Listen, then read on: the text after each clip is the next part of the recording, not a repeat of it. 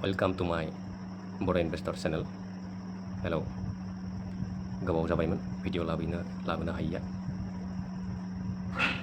गोदान आपडेट आङो मिउचुअल फान्डआव आंनि बे पर्टफलिय'आव बेसेबां रिटार्न जाखो आं बेफोरखौ दिनै आं नोंथांमोननो देखायलांनि जे मोनफ्रोमबो मिउचुअल फान्डआव बेसेबां पार्सेन्टेज आरो बेसेबां रांनि रिटार्न जागासिनो दिनैसिम बेखौ आङो फारि फारि देखायलांसै। नाथाय रिटार्नजों लोगोसे थांखांनाय मासफ्राव माखासे दानफ्राव आंहा गोबां लस देखायजादोंमोन। नाथाय बेफोर लसफ्रा गासिबो रिकभार जाफिनजोबनानै मा जाबाय दिनै ग्रीन अबस्थायावबा गासिबो रिटार्न नुनो मोनफिनबाय। आङो गासिबो रांफोरखौ देखायलांसै। आङो बेसेबां आङो मोनफ्रोमबो फान्डआव राननानै डाइभारसिफाइड खालामनानै दोनदों। बे हिसाबै कानाडा रब'क' स्मल केप फान्डआव बेसेबां मोनदों? कानाडा रब'क' स्मल केप फान्डआव नैबे जाबाय Canara Robeco' small cap fund. Canara Robeco' small cap फान्डआव टटेल दिनैसिम रिटार्नआ इनभेस्ट खालामजेननायनिफ्राय रिटार्नआ बेसेबां जाखो 5.38% बेबायदि रिटार्न देखायनाय जादों। बेवहाय माने 1882 बेबायदि रिटार्न देखायनाय जादों। मोनफ्रोमबो फान्डआवनो एसेब्लाबो थारमाने रिटार्न देखायजोब्बाय। बा जोङो एसे बारायनायखौ नुदों। रां इनभेस्ट खालामनायनिफ्राय बेसेबां बारायदों बेवहायनो जोङो नुनो मोनो। बेवहाय जोङो इनभेस्टेड एमाउन्टखौ नायोब्ला नैबे मोनसेयानो इनभेस्टेड एमाउन्टनिफ्राय बेसेबां बारायखो बेसेबां इनभेस्ट जादों बेनि नैबे 5.38%आनो रिटार्न माने दिनैसिम बेसेबां गेइन जानाय नुदों। आरो बेनिफ्राय डे सेन्स हिसाबै नैबे मोनसे अपसना जाबाय डे सेन्सआव थांनाय फ्राइडेनि मार्केटआव माबायदि कम्पानिफ्रा मुभमेन्ट जालांबाय बे मुभमेन्टनि सायाव बेखौ अखानायै नुनो मोननाय जायो। नैबे प्रफिट 0.48% बेबायदि 177.63 माने सानसेयाव दाखालिनि मुभमेन्टआव बेखिनि देखायनाय जादों। बे सानफ्रामबो सोलाय सोल' जायो। मालाबा कम्पानिफोरनि डाउन मुभमेन्टआवहाय बेवहाय रेड देखायनो हागौ बा माइनास देखायनो हागौ। बेबायदिनो आप डाउन जाबाय थायो मार्केटनि जितु प्रफिट आरो लसआबो बेबायदिनो लस प्रफिट जानानै लासैनो ग्रीन फारसे फैफिननायखौ आङो दिनै नुनो मोनबाय। दा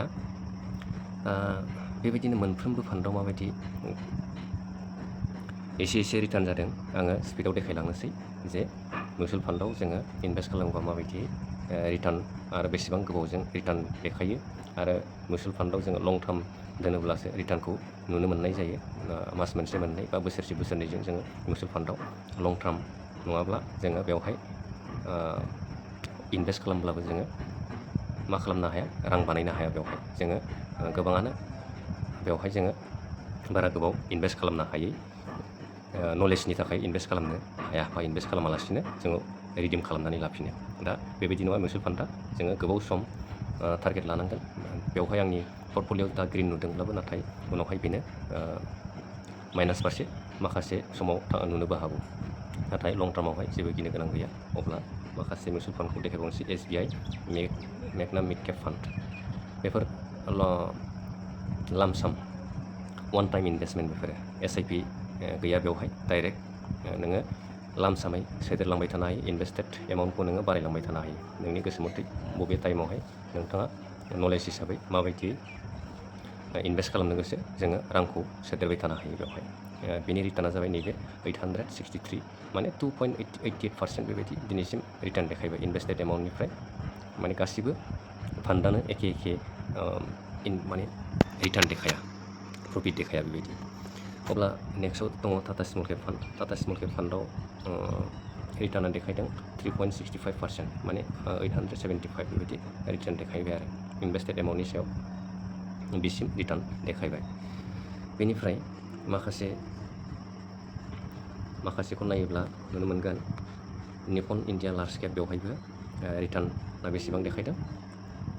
निपन इन्डिया लार्ज केपआवहाय 3.68% 3.68% बेबायदि रिटार्न देखायबाय आरो इनभेस्टेड एमाउन्टनि सायाव बिसिम रिटार्न देखायबाय। बेनिफ्राय माखासेखौ नायोब्ला नुनो मोनगोन निपन इन्डिया लार्ज केप बेवहायबो रिटार्नआ बेसेबां देखायदों। निपन इन्डिया लार्ज केपआवहाय 10.56% दिनैसिम बेवहाय रिटार्न नुनो मोननाय जादों माने 1901 रुपिस बेबायदि दिनैसिम नुथनो मोननाय जादों इनभेस्टेड एमाउन्टआ बेसिम जाबाय इनभेस्टेड एमाउन्टआ बेवहाय SIP हिसाबै सोलिबाय थादों बे मोनसे मिउचुवेल फान्डआव माने SIP मान्थलि हिसाबै माने दान मोनफ्रोमबो बेवहाय इनभेस्ट जाबाय थायो एसे रांनि बेनिफ्राय नेक्स्टआव दङ वान स्मल केप फान्ड बेवहायबो SIP सोलिबाय थादों बेवहाय 1.91% रिटार्न होदों माने बे मोनसेयानो डाउनसिन जानानै दङ नाथाय लं टार्मावहाय इनभेस्ट खालामबाय थायोब्ला बेवहायबो आसा खालामनो हायो माने रिटार्न लासैनो मोननायनि चान्स दङ जोङो इनभेस्टल' खालामलांबाय थानांगोन बेनिफ्राय next Motilal Oswal Nifty micro' cap 250 index fund बेवहाय बेवहायबो लामसामसो बियो बे SIP नङा 2.73% रिटार्न होदों दिनैसिम माने 601 इनभेस्टेड एमाउन्टआ बेखिनि बेनिफ्राय SBI small cap fund direct growth बेवहायबो 3.19% स्मल एमाउन्टनि SIP खालामबाय थादों बेवहाय दिनैसिम 223 बेबायदि रिटार्न देखायबाय इनभेस्टेड एमाउन्टआ बेखिनि जानानै दङ दा माखासे दंबावो बेवहाय निप्पन इन्डिया स्मल केप बै मोनसे SBI सोमोन ना SBI आवहाय देखायखांबाय नैबे दा निप्पन इन्डिया स्मल केप फान्डआवबो SIP सोलिबाय थादों बेवहाय दिनैसिम 6.59% रिटार्न होबाय माने 1845 बायदि रिटार्न देखायनाय जादों बेनिफ्राय टटेल इनभेस्टेड एमाउन्टआ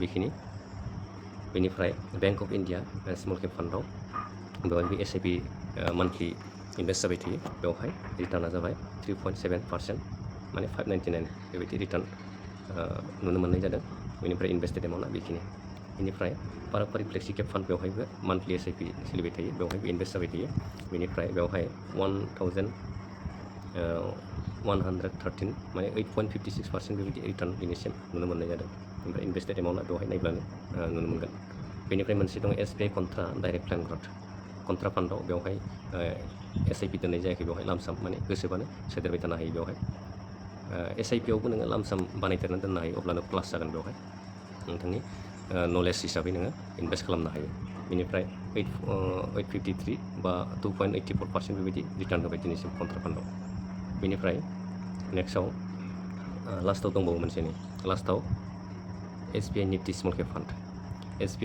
केप फान्डआव लामसाम होदों बेवहाय इनभेस्टेड एमाउन्टआ बेबायदि देखायदों बेनिफ्राय रिटार्नआ बेसेबां देखायदों 8.94% बेवहायनो साबसिन रिटार्न देखायनाय नुनो मोनदों दिनैसिम साबसिन मुभमेन्ट जाबाय थादों बे SBI Nifty small cap 250 index fund बेनि जितु कम्पानिफोरनि पारफरमेन्सआ गोजौ फारसे दावखोबाय थादों बेखायनो प्रफिटखौ बांसिन देखायनो मोननाय जादों माने नुनाय जादों आरो प्रफिटखौ बिदिनो मिउचुवेल फान्ड गासिबो मिउचुवेल फान्डआव जोङो एखे टाइमावनो गासैनिबो मिउचुवेल फान्डनि जोङो रिटार्नखौ एखे नुनो मोननाय जाया नोङो समान एमाउन्टनि SIP आनो जा लामसामानो खालामानो जा नोङो बेवहाय एखे रांनि जोङो सानफ्रोमबो रिटार्न नुनो मोना बेवहाय मोनसेयाव गुबुन बेबायदि जोङो नुनो मोननाय जायो माने बेवहाय थानाय कम्पानिया स्मल केप फान्डआव थानाय कम्पानिया लार्ज केपआव थानाय नङा माखासे थायोब्ला माने small size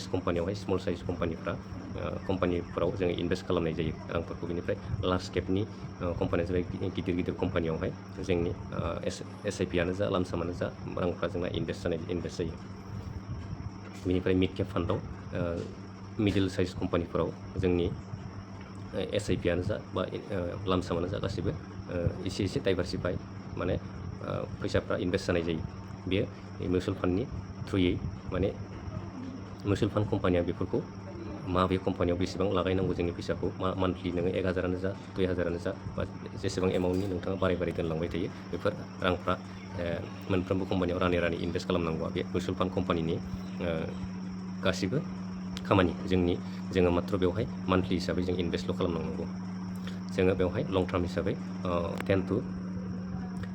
10 to 15 years 10 to 15 years जोङो इनभेस्ट खालामलाङोब्ला बेनि रिजाल्टखौ जोङो नुनो मोननाय जायो। नाथाय 1 बा 2 years बेबायदियावहाय जोङो बेफोरनि रिजाल्टखौ बा बेवहाय जोङो फैसा बानायनो हानाय जोङो बेवहाय बानायनाया गोब्राब।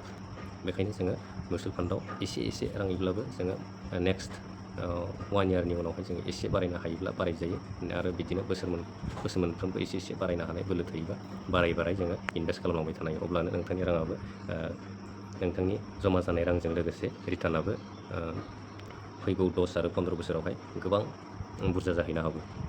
नोङो SIP केलकुलेटराव केलकुलेट खालामना नायोब्ला थांखांनाय माने जितु ग्राफ गोबां बोसोरनि माने थांखांनाय बोसोरफोरनि समावहाय बेसेबां रिटार्न 10 बोसोर थांखांनाय दिनैसिम 10 बोसोरावहाय बेसेबां रिटार्न होदोंमोन मोनफा मिउचुवेल फान्डआ, बेफोरावहाय जोङो नायोब्लानो रिटार्नफोरखौ नुनो मोनगोन। अब्ला मिउचुवेल फान्डनि पर्टफलिअ खौ आङो बेखिनिखौ देखायनाय जाबाय जे SIPआ दा मोजाङैनो सोलिबाय थादों। बेवहाय इनभेस्टआ हानाय समसिम खालामबाय थागोन आरो जोङो ट्राइ खालामनांगोन नेक्स्ट इयारावहाय बारायनानै 500आनो हायो बा 1000आनो हायो नोङो बारायदेरनानै इनभेस्ट खालामलांबाय थायोब्ला बेबायदि स्टेप आप SIP माने सिस्टेमेटिक इनभेस्टमेन्ट प्लान जोङो स्टेप आप SIP खालामोबा मा जायो, मोनफ्रोमबो मासावनो जुदि नोङो इनभेस्टखौ बारायलांबाय थायो मोनफ्रोमबो इयारावनो इनभेस्टमेन्टखौ नोङो बारायलांबाय थायोब्ला नोंथांनि इनभेस्टमेन्ट एमाउन्टआबो बुरजा जालांबाय थागोन। बेनिफ्राय रिटार्नाबो कम्पाउन्डिं जालांबाय थागोन। कम्पाउन्डिंआ साबसिन जायो माने बारायब्रेनाय सुद इन्टारेस्टआ साबसिन जालांबाय थायो लं टार्मखौ नाहरोब्ला आरो। बेखायनो गोबां मिउचुवेल फान्ड कम्पानि दं। मिउचुवेल फान्ड कम्पानियाव गोबां मिउचुवेल फान्डनि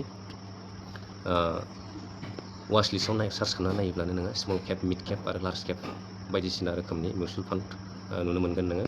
नोङो बबे मिउचुवेल फान्डआव दोनोब्ला साबसिन जायो बेनि नलेजखौ लाग्रोनाया मोजां आरो बेसेबां बोसोरसिम टारगेट लागोन नोङो बे बोसोरसिम नोंनि रिटार्ना बेसेबां जाहैगोन एसे आन्दाजैबाबो नोङो केलकुलेट खालामनो हागोन। अब्ला अके, दिनैनि मिउचुवेल फान्ड पर्टफलिअ देखायनायखौ आं बेखिनियावनो दोनथ'बाय। आङो आरो नायनि एबारनिफ्राय मिउचुवेल फान्डनि जितु माखासे नलेज, बे नलेजखौ आङो नोंथांमोननो शेयार खालामनो थाखाय आरो जुजिगोन जे आङो आंनि फारसेनिफ्राय आंनि मिउचुवेल फान्डनि जितु पर्टफलिअ बेवहाय एखे रोखोमै इनभेस्ट खालामनांगौ बेखौ आङो रेकमेन्डेसन होआखै। मात्र इडुकेसन पार्पसनि थाखायल'सो आङो नोंथांमोननो देखायनाय जादों। बेखायनो सोलोंनो गोसोब्ला एसे एनैखौ जोङो सोलोंना लानो हायो, आंनिफ्राय एसे गुबुननिफ्राय एसे बेबायदिनो गोबां नलेज जोङो सोलोंग्रोना लानानैसो नेक्स्टआव जोङो SIPखौ सुरु खालामनो हायो। नोङो 500आनो जा माने खम एमाउन्टनिफ्राय जोङो स्टार्ट खालामजेननो हायो। बेनिफ्राय उनावहाय बोसोरै नोंथाङा बारायलांबाय थानो हायो। दिनैनि मिउचुवेल फान्ड पर्टफलिअ देखायनाया बेखिनियानो। भिडिअखौ जोबजासिम नायबायब्ला साबस्क्राइब खालामलांदो जुदि गोदानै नायदोंब्ला, आरो मोजां जुदि नोंथाङा इन्टारेस्ट जादोंब्ला लाइक खालामलांदो, खेबसे कमेन्टबो खालामलांनो हागोन। अके, दिनै मिउचुवेल फान्ड पर्टफलिअ बेखिनिखौनो देखायनाय जाबाय। Thank you everyone.